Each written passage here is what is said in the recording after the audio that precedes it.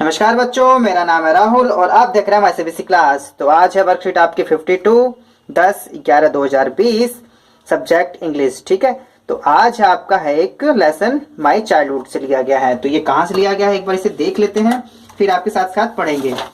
उम्मीद है सभी को तो सपोर्ट मटेरियल मिल ही चुका होगा। ठीक है, 9th क्लास की है आपकी।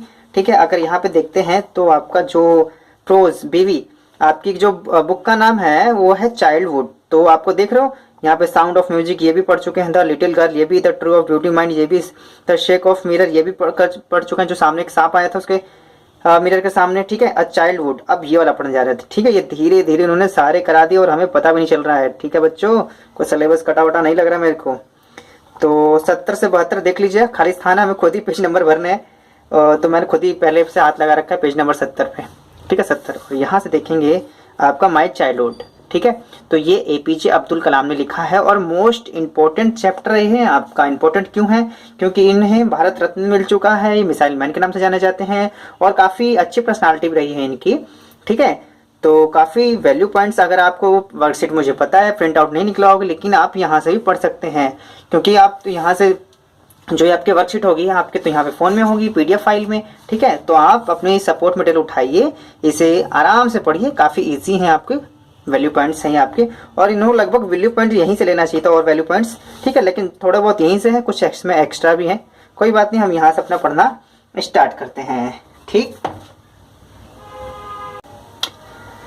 Every child is born with some inherited characteristics into a specific socio-economic and emotional environment and trained in a certain way by figures of authorities। ठीक है, तो स्टार्टिंग से क्या है इसका मतलब, जो प्रत्येक बच्चे का जो जन्म होता है स्पेशल, ठीक है, उसके पास कुछ न कुछ कैरेक्टरिस्टिक्स, मतलब उसके पास कुछ पैतृक गुण के साथ पैदा होता है वो। ठीक है, into a specific social economic, कुछ जिसके आसपास के पर्यावरण होता है, इमोशनल एनवायरनमेंट। ठीक है, आसपास का माहौल जो उसका होता है, trained in the certain way to five figure of authorities, उसके परवरिश में जो आसपास के माहौल होते हैं काफी उस पर असर डालते हैं इसका। Inherited honesty and self discipline from my father, जो इनको जो पैतृक गुणों में जो ऑनेस्टी थी और सेल्फ डिसिप्लिन इनको अपने पिताजी से मिली थी। फ्रॉम माय मदर, और इनको माताजी से क्या मिली थी? आई इनहेरिटेड फेथ इन गुडनेस, अच्छाई में विश्वास, एंड कीप काइंडनेस और दयालुता में, and so did my 3 brothers and sister, जो कि मेरे 3 भाइयों और बहनों में भी थी।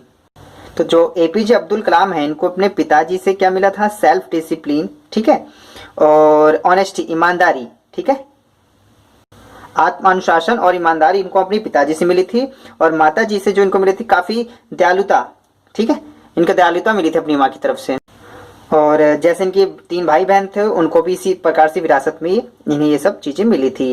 And I had 3 close friends in my childhood, और मेरे बचपन में 3 प्यारे मित्र थे, रामाधन शास्त्री, अरविंदन एंड शिव प्रकाशन। ठीक है, इनके जो तीनों दोस्त का नाम है ये। ठीक है, रामानंदन शास्त्री, अरविंदन और शिव प्रकाशन, इनके 3 दोस्त थे। All these boys were from Orthodox Hindu difference of upbringing. ठीक है, कहने का मतलब जो ये तीनों लड़के थे ना, ये मतलब रूढ़िवादी हिंदू परिवार से थे। ठीक है, ब्राह्मण फैमिली और ब्राह्मण फैमिली से थे। कहने मतलब APJ अब्दुल कलाम तो मुस्लिम थे, और इनके जो 3 फ्रेंड, दूसरे फ्रेंड थे वो हिंदू थे और रूढ़ी हिंदूवादी की तरफ से थे। समझ में उस टाइम में कितना हिंदू मुस्लिम हो रहा था। एज चिल्ड्रेन, बच्चे के तौर पर, none of us ever felt any difference among ourselves. ठीक है, बिकम ऑफ आवर रिलीजियस, लेकिन हमने बच्चे के तौर पर हमें में कोई भी कभी महसूस नहीं किया, हमने अपने आप में जो एमंग अस डिफरेंट, कभी भी अंतर महसूस नहीं किया अपने रिलीजन के तौर पर। Different in upbringing, in fact ये था। अब यहाँ तक ये देखने की सोचने वाली बात है, Ramanand Shastri was the son of पक्षी लक्ष्मण शास्त्री। ठीक है, पक्षी लक्ष्मण के शास्त्री के बेटे थे। रामानंदन जो शास्त्री थे वो लक्ष्मणनंदन शास्त्री के बेटे थे। और मेन पॉइंट ये है इसमें, the highest priest of the Rameshwar temple, और जो इनके दोस्त के पिताजी थे वो हाईएस्ट प्रीस्ट थे, उच्च पुजारी थे रामेश्वर मंदिर के। और वो एपीजे अब्दुल कलाम के थे। उस टाइम पे इतना रूढ़िवाद था, लेकिन फिर भी इनकी गहरी दोस्ती काफी अच्छी थी। लेटर बाद में ही took over the priesthood of the Rameshwar temple from his father. और बाद में, ठीक है, बाद में क्या हुआ, बाद में इसी रामानंद शास्त्री जी ने जो पृष्ठ थे, इन्होंने अपने जो पिताजी का काम था इन्होंने ही संभाला। Later he took over the priesthood, जो चलाहा आ रहा था इनके पैतृक से के हिसाब से, of the Rameshwar temple his from his father, जो उनकी पैतृक से आ रहा था, बाद में इन्होंने ही संभाला इसको। अरविंद थे वेंट इनटू अ बिजनेस, एक बिजनेस में चले गए। Of arriving transport of visiting pilgrims, ठीक है, जो श्रद्धालु मंदिरों में आते जाते थे, ये उनकी ट्रांसपोर्ट करने लगे, उनको एक जगह से दूसरी जगह पहुंचाने का काम करने लगे बड़े होने के बाद। ठीक है, शिव प्रकाशन बिकम अ कैटरिंग कॉन्ट्रैक्टर, ठीक है, कैटरिंग कॉन्ट्रैक्टर बन गए ऑफ द सॉर्दर्न रेलवे, जो सॉर्दर्न रेलवे में खाना वाना के काम था उसके ये बिजनेसमैन बन गए, उसके कॉन्ट्रैक्टर बन गए। ठीक है, काफी इंटरेस्टिंग है, एक बार आप लोग अपने जो सपोर्ट मटेरियल है उससे भी उठा के पढ़िएगा। ठीक है, तो चलिए इसके मेन पॉइंट पे आते हैं जो आपको जल्दी से करने होते हैं, इसके क्वेश्चन आंसर। तो पहला ऑप्शन है आपका द बॉयज हैड, यहाँ पे डैश है, इन्होंने अब की बार ध्यान ही नहीं दिया, यहाँ पे डैश है और यहाँ पे भरना है फ्रेंडशिप। ठीक है, एक बार तो मेरे को भी नहीं भरना क्या था। कैजुअल मतलब आकस्मिक तौर पर उनकी दोस्ती थी। डिस्टेंस दूरी से थी। वन साइडेड एक तरफ थी, तो ऐसा कुछ भी नहीं है। तो इसका ट्रांसपोर्ट का मतलब होता है खजाना, उनका दो दोस्ती थी वो किसी खजाने से कम नहीं थी। तो इसका ऑप्शन हो जाएगा आपका बी। ठीक है, ये गलत कर देता हूं ताकि आप लोग कंफ्यूज मत होना।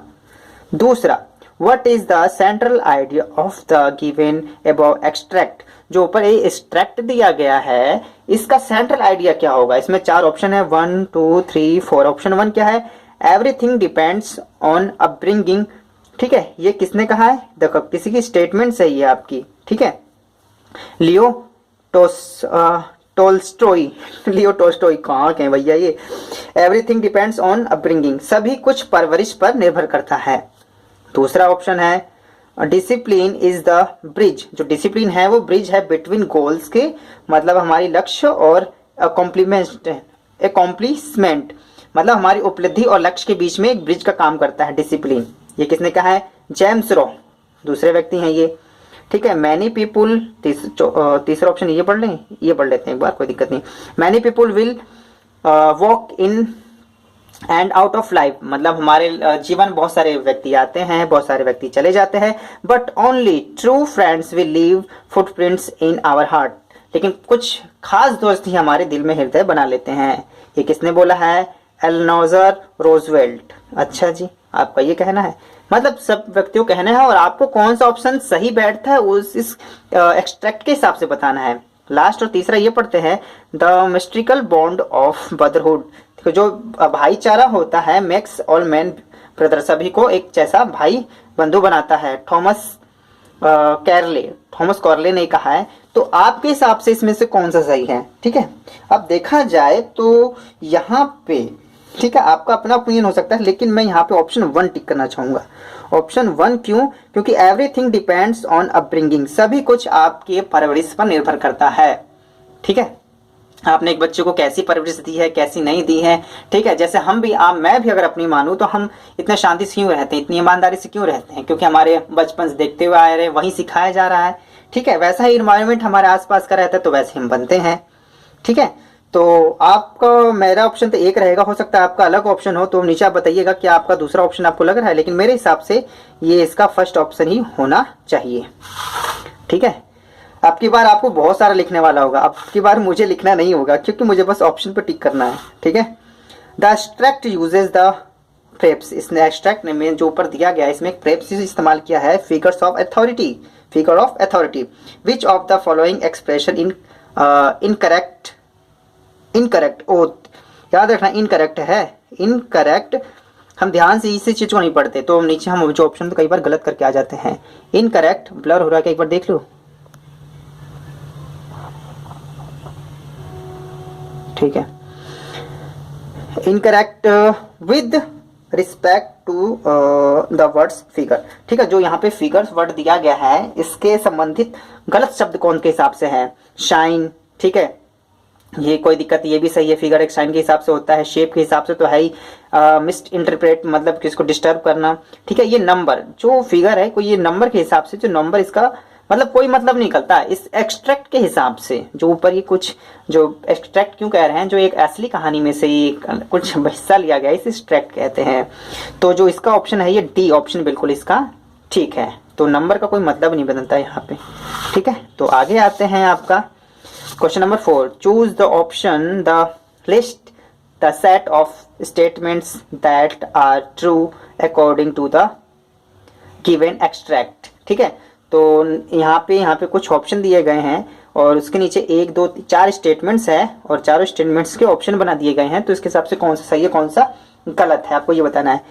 ही inherited faith in goodness from his mother. हाँ, उसको अपनी माँ से मिला था। ये वाला पहला वाला तो सही लग रहा है। जो ऑप्शन नहीं, option A B C D यहाँ पे है। His sister inherited honesty from her mother. ठीक है, ऑनेस्टी माँ से नहीं मिली थी, ऑनेस्टी उनके पिताजी से मिली थी। तो दूसरा वाला गलत है। He and his siblings inherited no qualities from their parents. अच्छा, उनको पेरेंट्स उनके भाई बहनों कुछ नहीं मिला था, ऐसा कुछ नहीं है। ऑप्शन ये गलत है। और चौथा है हिज ब्रदर, जो उसके भाई थे, inherited self discipline from his father. हाँ, उसके पिताजी से सेल्फ डिसिप्लिन ही मिला था। तो इसका ऑप्शन पहला और चौथा सही लग रहा है। पहला चौथा ये रहा आपका, ये ऑप्शन ये वाला सही है इसका। ठीक है, आपको चारों लिखने पड़ेंगे, ये सब याद रखना। चलो आगे आते हैं 5 पे। 5 ही दे रखे हैं लेकिन इन्होंने लिखने वाला बहुत काम दे दिया है। Pick the option that correctly classify fact. जो फैक्ट उसको एफ से दिखाना है आपको, मतलब दिखाया गया है नीचे। और ओपिनियंस ओ। जो ओपिनियंस होता है वो आपके हिसाब से होता है, फैक्ट्स होता है वो सबके हिसाब से रहेगा, याद रखना। फैक्ट्स में यही होता है, फैक्ट्स को सभी मानेंगे लेकिन ओपिनियन नहीं, सभी माने जरूरी नहीं। स्टूडेंट्स बिलो कुछ नीचे फैक्ट्स और ओपिनियन दिए गए हैं, तो आपके हिसाब से कौन सा सही है कौन सा गलत है। The children could have chosen some different profession isn't. ठीक है, तो इसका मतलब है, तो मतलब क्या बच्चे अलग अलग चीजें चुन सकते हैं? हाँ बिल्कुल, ये आपका ओपिनियन में जाएगा आपका। ठीक है, ये आपका ओपिनियन में होगा। अगला है दूसरा, the children never felt they are different from each other. तो क्या बच्चे एक दूसरे महसूस करते हैं वो एक दूसरे से मतलब एक दूसरे से अलग नहीं है? हाँ बिल्कुल, वो ऐसा ही महसूस करते हैं। ये भी आपका एक प्रकार का ओपिनियन है। ठीक है, ओपिनियन। आई थिंक, अब जब थिंक आ गया तो याद रखना थिंक हमेशा ओपिनियन में ही जाएगा। I think it was a well named social bond which made a different. ठीक है, तो कोई दिक्कत नहीं, जब थिंक आ जाए तो आपको सीधे उसमें क्या लगाना है, आपको ओपिनियन में ही जाएगा। तो कहानी हिसाब से था, जो आज मैं सोचता हूँ कि ये अच्छा सोशल संबंध था समाज के बीच में। ठीक है, तो ये भी थिंक में आया तो सीधे आपको इसको ओपिनियन बना देना है। अब चौथा ऑप्शन है well this is the reason. यही एक कारण है कि India has a unity in the diversity. ठीक है, यही इंडिया खास बात है कि अलग होते हुए भी इसमें यूनाइटी है। तो ये आपका फैक्ट है, आपको पता ही होगा कि इंडिया में इतने सारे लोग होते हुए भी भारत में यूनाइटी है। ठीक है, यूनिटी। ठीक है, तो भारत एकता का प्रतीक है, ये बिल्कुल फैक्ट है बिल्कुल। तो यहाँ पे आपका फोर्थ जो होगा वो एफ होगा और बाकी ओ होंगे। जो एफ है वो 4 है, अब बाकी आपका ओपिनियन होगा। ठीक है, अब यहाँ पे ध्यान से देखो तो फैक्ट में 1। ठीक है, ऐसा कुछ नहीं है, तो आपको बस पहले वाला ही है ये, तो इसका ऑप्शन आपका डी होगा। ठीक है, तो माई सीबीएसई क्लास में इतना ही रहेगा। उम्मीद है ये चीज़ें आपने अच्छे से कर ली होगी। आप सपोर्ट मटेरियल उठा के भी अपना प्रैक्टिस कर सकते हैं। तो माई सीबीएसई क्लास के इस वीडियो को देखने के लिए धन्यवाद। जय हिंद, जय भारत।